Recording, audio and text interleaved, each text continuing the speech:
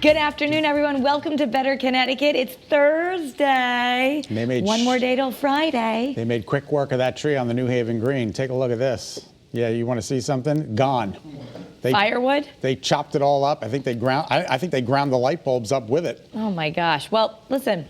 There's some good news, though. Chaz and AJ made it their personal mission from WPLR to go make sure there was another tree delivered in time. So we just got off the phone with them a little while ago, and I guess they're working with Bill Cardone, who's the Deputy Director of New Haven Parks and Public Works, and they're looking for a Norway spruce about 40 feet tall, maybe the Milford area. They don't want it to be too far. And it can't be around power lines. Yeah, and they're hoping to have one selected by tomorrow, but you can actually email. I had the email there before. I don't have it now. Ashley at the station. Just go to WPLR's website. Yeah, go to WPLR. And if you want your tree to be considered, they're taking your submissions, and then the guy, Bill, is going to run around and find the perfect one and hopefully select one by tomorrow. Sounds great.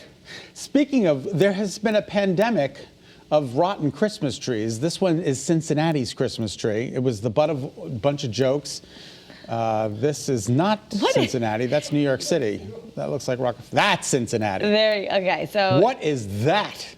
I'm really not sure. What on earth happened to the Cincinnati Christmas tree? People are posting all over, pathetic, misshapen, keep it classy, Cincinnati. Like, I don't even know. That's not even a Charlie Brown Christmas tree. That's just not even right. So something happened there.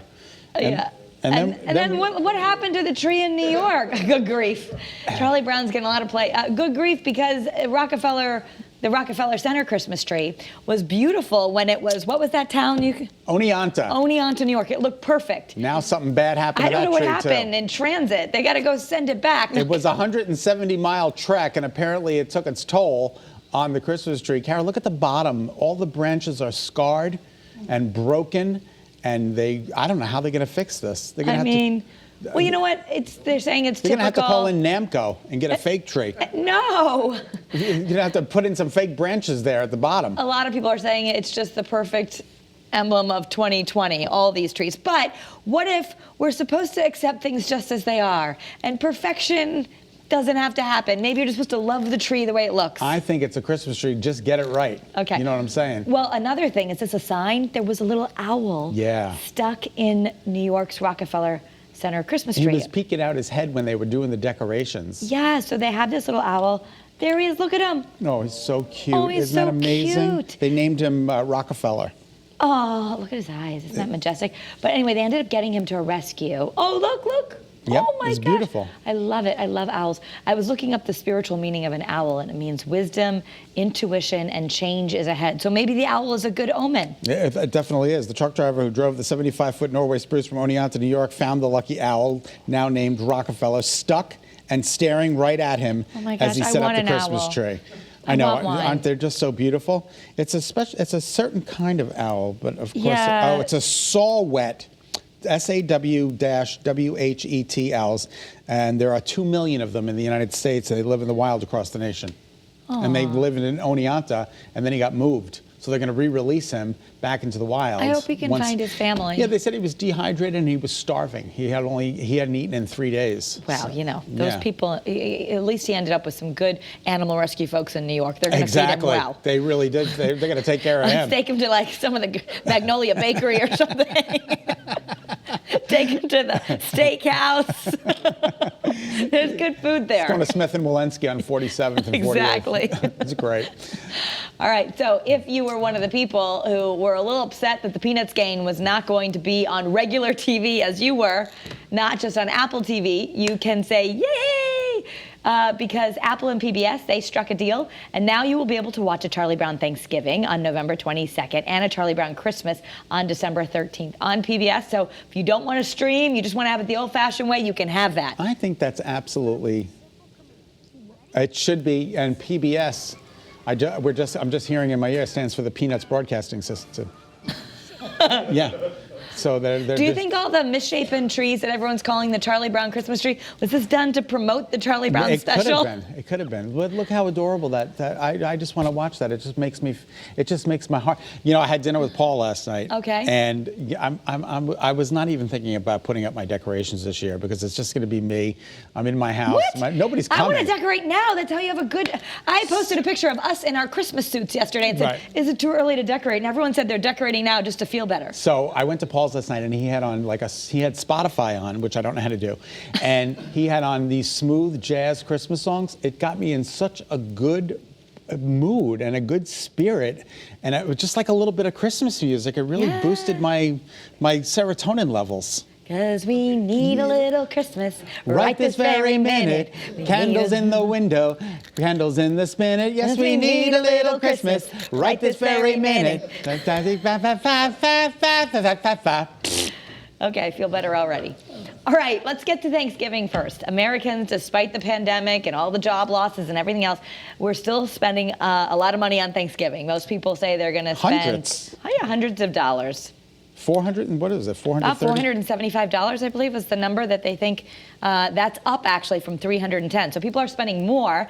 There may be fewer people at the table, although as much as the recommendations are that we avoid these normal Thanksgiving gatherings, they said the average person has 10 people, and now they're having 9. So I don't know that. I don't understand that. It says it makes sense since families are having smaller gatherings. They went from 10 to 9. On average. Yeah, I don't think you're spending that much per person. Was that the most ridiculous thing you've heard? I think it's more troubling when we do those stories in the news when they say that the average Thanksgiving meal is like $42. I'm like, who can make that? I'm going to make that for $42. Like, what part of the world can you do? Like, they're like, you get the turkey and the sweet potatoes and this, and the average costs $42.10, and you're like, on what? It comes out of a can. The whole thing comes out of a can. My Friendsgiving. I have 33 years in the making with all of my friends from high school. It just got canceled yesterday. I know. You're going to do it on Zoom? I don't know what we're going to do. Can you all have some turkey and talk to each other? I guess so. I think that's what we're trying to plan to do. I usually, as you know, have a giant. We're going to do that with my immediate family. Yeah. I don't need your house for any overflow this year. I know. It's good because I'll be there. I'll be like, hello, Kara's guests.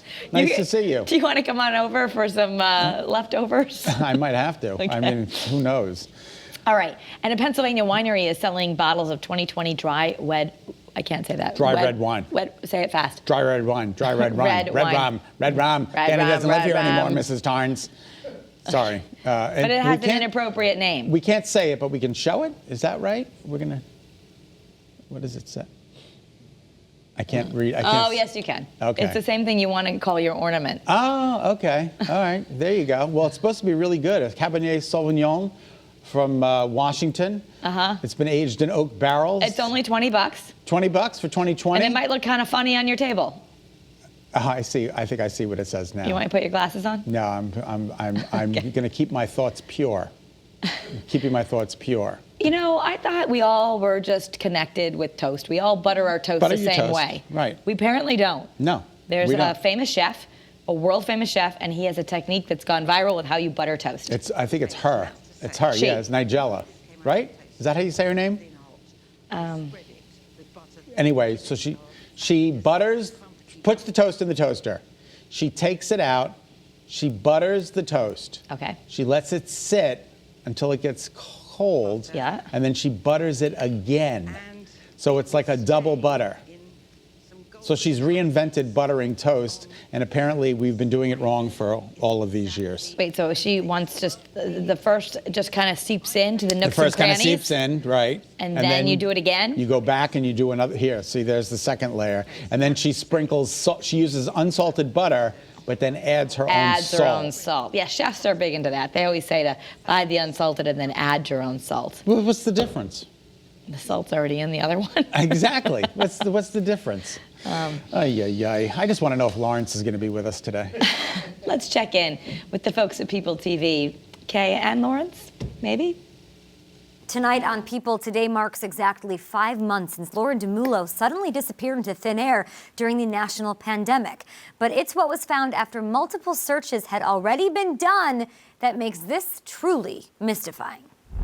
This whole thing has been just a complete and utter nightmare. in my gut, in my soul, I know something really bad happened to her. No phone, no money, no trace of Lauren DeMullo. As it stands right now, it appears that she just vanished. On June 18th, Lauren was picked up on security footage applying for a job in the local Wawa gas station. And I was like, let's talk in the morning and I'll help you get set up with it. And she's like, Cassie, that sounds amazing. Thank you so much. And then I called her that Friday morning and she never answered. She spent the night with her boyfriend on the 18th. On the 19th, early in the morning, he left for work. And when he came home, sometime between 9:30, 10 o'clock at night, she was not there. It's a true crime story you will only see here tonight on People. Mysterious.